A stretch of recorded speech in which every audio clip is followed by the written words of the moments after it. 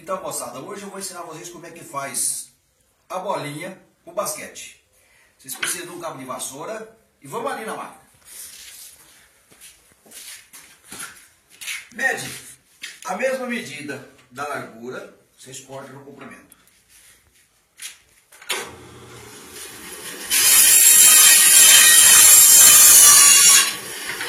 Está aqui o toquinho.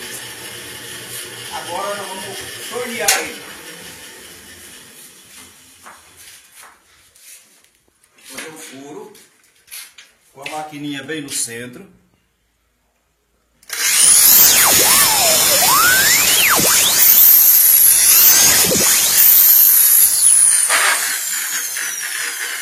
Esse aqui é o nosso cone Morse. Então nós vamos usar ele no centro. Aí nós vamos aqui. Você precisa de um esmeril igual a esse. Ele é de meio cavalo, com a lixa nesse lugar. Aí ele vai fazer isso aqui.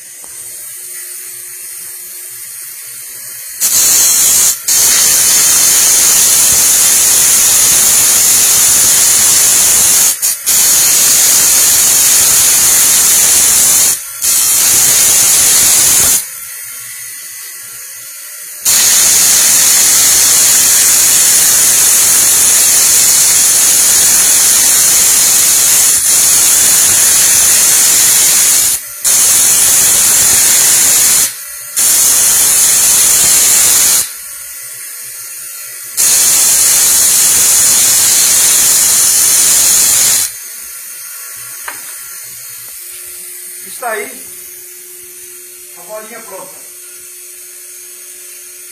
Prontinho. É só agora colocar no basquete. Isso aqui você vai pagar em torno de 70, 80 reais no mercado de São Paulo. Na 25 você encontra. Mas a média de 70, 80 reais o quilo. Sendo que você pode fazer em casa. Isso é para facilitar a vida dos artesãos. Improvisam na hora para resolver o seu problema. Aí nós vamos usar uma agulha como essa, assim, ó, desse jeito aqui, passando por aqui.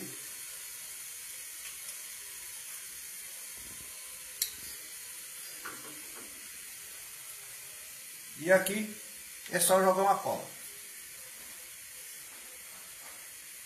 Mas aqui, já está pronto.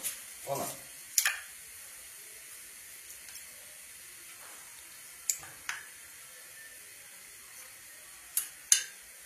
Valeu, moçada.